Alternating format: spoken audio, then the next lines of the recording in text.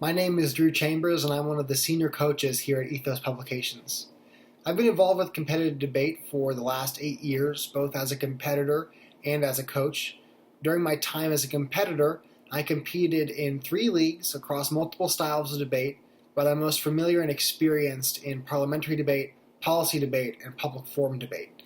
I received multiple first-place finishes, first-place seedings, and first-place speaker awards at state, regional, and national tournaments, and I was also a back-to-back state champion in high school mock trial. In college, I also participated in mock trial, where I was recognized as my college's Attorney of the Year, and together as a team, we finished 11th place at the national championship out of 650 teams nationwide. In all of my time in competitive debate, I've developed sort of a slogan or a motto that I use as my guiding philosophy or perspective on what it means for me to be a communicator, both in debate and in life in general. The fact of the matter is that we're all communicators all the time, whether or not we're communicating with our family, our friends, our colleagues, or if we have the opportunity to communicate to a larger audience. That slogan is teach, don't conquer. Now, what I mean by that, it really comes down to how the teacher or the conqueror values information, because obviously information is almost the backbone of debate. We spend months researching, and that information is used to persuade our judges in order to vote for us. But the conqueror values information only as a weapon to defeat an opponent, and in that sense, the conqueror debater is the only one that benefits from the debate round. But the teacher debater values the dispersal of information for the benefit of everyone that is exposed to it. So in that sense, the teacher debater doesn't just benefit from the debate round, but also seeks his or her opponents to benefit and the judge to benefit.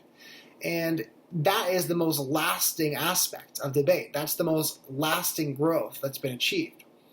Now, in my personal background, I'm pursuing secondary education licensure, and I also have a background in academic research into pedagogy, historical perceptions of what education is, and contemporary applications of correct pedagogical techniques.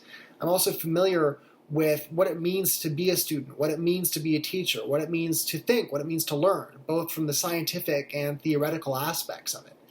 And in all of my time pursuing this education and research, one of my favorite quotes that I've come across is the quote that is to say that you have taught when no one has learned, is to say that you have sold when no one has bought. And I think that's a really good marriage of what it means to be a great debater and what it means to be a great communicator. Because for a judge to vote for you, they have to understand what you're saying. They have to learn something. But they also have to buy what you're selling them. And that's really the goal of a great debater in terms of their relationship with the judge, is teaching and also selling. Nelson Mandela said that the best way to change the world was through education. And I think ultimately when we ask ourselves, why are we doing debate? The best debaters are going to come down to the same answer, and that's to change the world in some small way or fashion. Maybe it's just change those that we interact with. Maybe it's even change ourselves, or maybe it's changing the world on a larger scale. But at the end of the day, debate and the ability to communicate is all about affecting change, changing the status quo into a better version. And education truly is the best way to do that. So if you want to be a great debater, you have to think of yourself as a teacher first and foremost.